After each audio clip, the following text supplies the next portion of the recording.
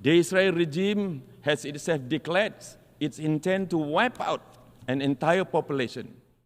It is a world in which the mighty continue to silence the meek. Israel has violated every international law there is, including the Genocide Convention. We are appalled by the alarming trend of hatred, intolerance, and acts of violence against Muslims. We strongly call for an end to the occupation and for the Israel regime to comply with the decision of the International Court of Justice. Malaysia lauds the 143 member states for their support in extending the UN's principle of equality among nations to the state of Palestine this year. And we strongly urge the remaining minority to join the majority.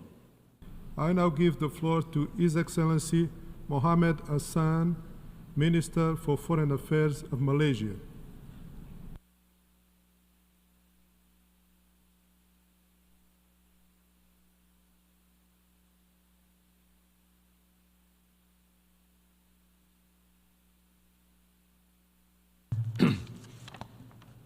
Bismillahirrahmanirrahim. Excellency, Mr. President, thank you for this opportunity to address the 79th session of General Assembly. Representing Malaysia, I stand before you today, Mr. President, reiterating our commitment to peace in line with the values enshrined in our esteemed charter. 79 years it has been since the founding of the United Nations. From the dust, the Second World War, we emerged, many of us as new nation states, with a shared goal to build a safer world. Yet, for many of us, it is not a safer world than it was 79 years ago. For many, it has only become a deadlier world. It has become a world in which war can be waged remotely and with impunity, a world in which a drone strike can fatally interrupt a lesson at school, a surgery in a hospital, or a convoy delivery humanitarian aid. We have lost, Mr. President, we have lost against these practices, yet our call for peace are repeatedly ignored and vetoed away. In other words, it is a world in which the mighty continue to silence the meek, with far greater weapons than before. Nowhere does this ring truer, of course, than in Gaza. We stand at a critical juncture in world history on the failure of global governance to address the genocide of Palestinians. And it has echoed across the world on the abysmal response by world leaders to end these horrendous crimes. Yet, there are also many of us who have pursued justice for the people of Gaza. For almost 1 year now, we have raised our voices in protest and sought to establish a ceasefire. Again and again, our voices have been shut down in the Security Council through the power of veto. It is clear the mechanisms of Security Council have been abused to enable mass atrocities. Our failure to establish a ceasefire is no longer justifiable. We have run out of excuses, Mr. President.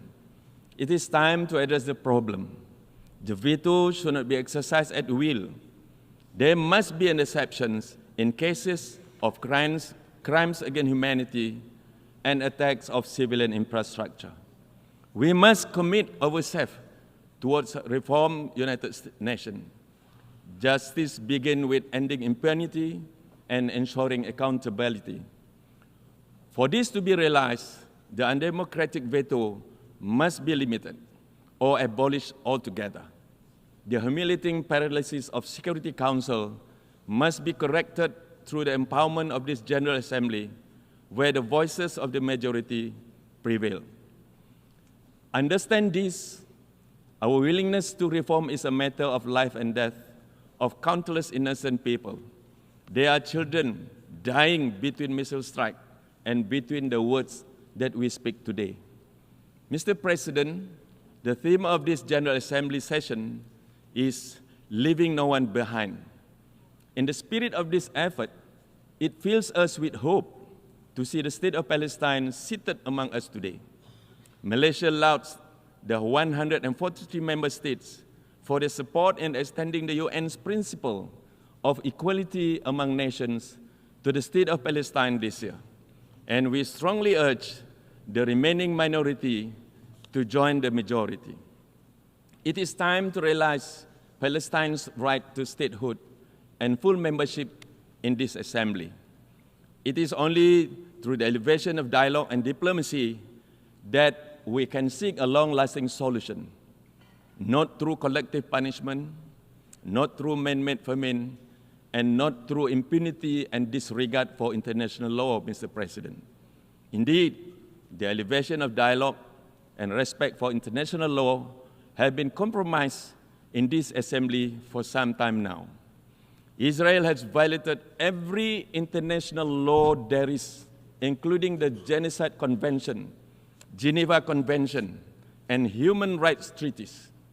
Just months ago, the world witnessed Israel's mockery and utter disrespect of the United Nations in this very hall with the insolent shredding of the United Nations Charter. Israel's actions with each passing day raise our doubt as to whether it actually believes in the UN system or values its membership in this organization. Its illegal occupation has entrenched a system of apartheid and discrimination against Palestinians. The Israeli regime has itself declared its intent to wipe out an entire population. This is, Mr. President, without question, a genocide. The United Nations must not remain idle. We must urgently utilize the existing processes founded by the General Assembly, along with mechanisms developed by Human Rights Council. Malaysia calls on the international community to reinstitute the United Nations Special Committee against apartheid. Furthermore, Malaysia's demand that the Security Council invoke the powers under Chapter 7 of UN Charter and impose an immediate arms embargo against Israel. Therefore, Mr. President, our task is threefold. Number one, we must limit or abolish the veto. Number two, we must continue to empower the voices of the oppressed within this General Assembly.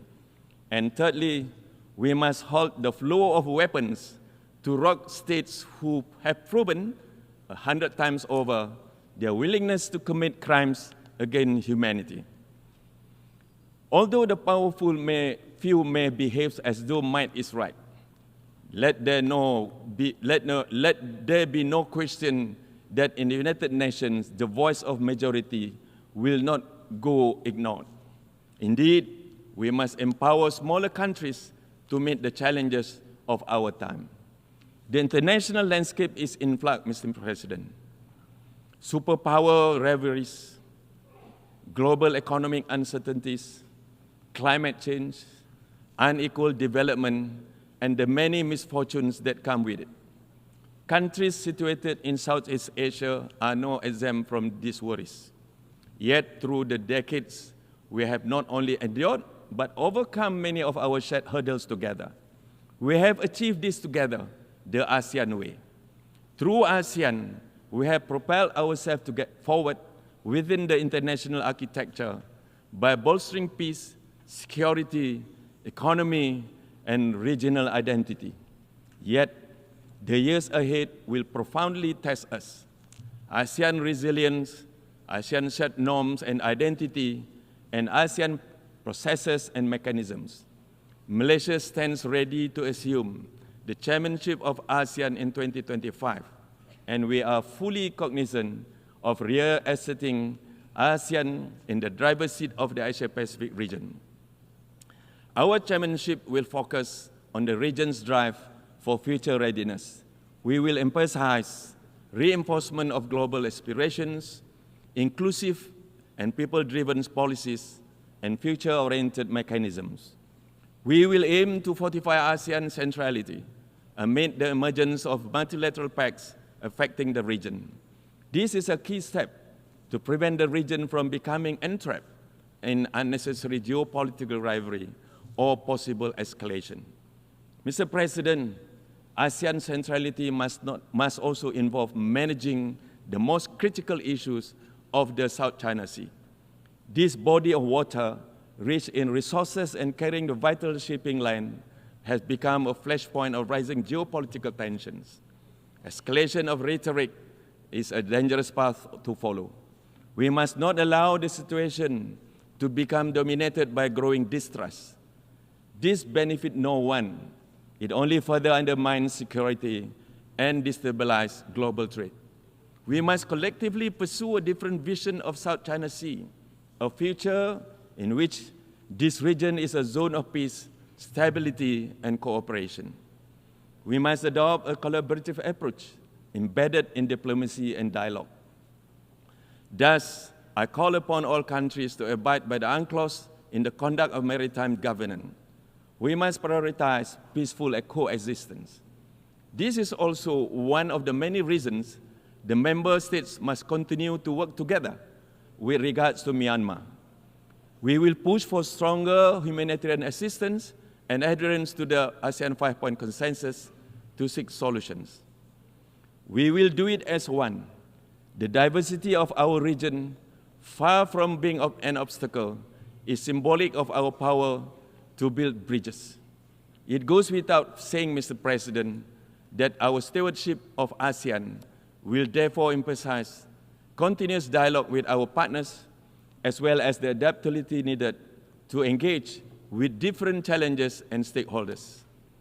Malaysia will strive to realize our common desire and collective will to live in a region of lasting peace, security and stability, sustained economic growth, social progress, and ultimately shared prosperity.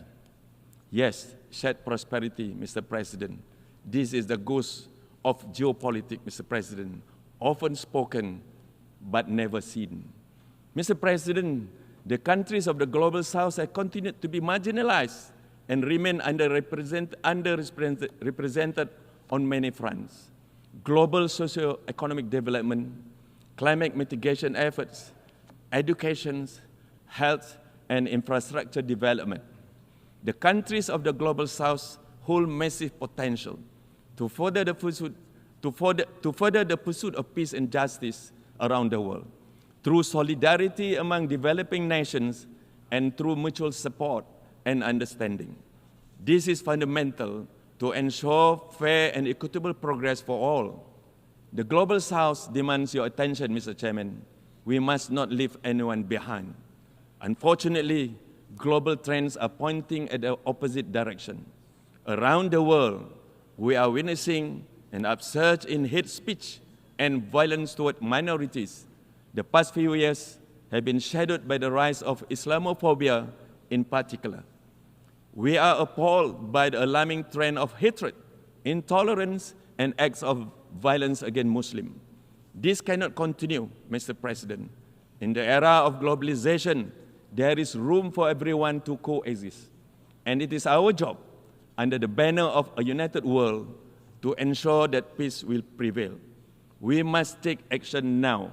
Malaysia urged for the prompt appointment of the UN Special Envoy to combat Islamophobia.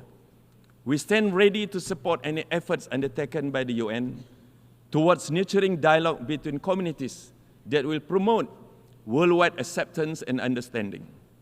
While Islamophobia is a threat to Muslims, broader issues of hatred against the followers of any religion will undermine the universal values of justice and peace that we all vowed to protect. Mr. President, we stand on the eve of the 80 years of United Nations. We have achieved wonders together. Ours is a story of the modern successes of humankind. Together, we have delivered food to the starving. We have eradicated diseases. We took decisive actions against apartheid and in the 20th century, and we must do it again now. Let our commitment to justice never fail, no matter how formidable the task. Let there be no doubt the question of Gaza is a direct test of the capability of the United Nations. Let this 76-year-old issue not age into a century of our failure to uphold justice. We strongly call for an end to the occupation and for the Israel regime to comply with the decision of the International Court of Justice. Mr. President, let our dreams of free Palestine live beyond today and beyond the words that we have said. Thank you very much, Mr. President.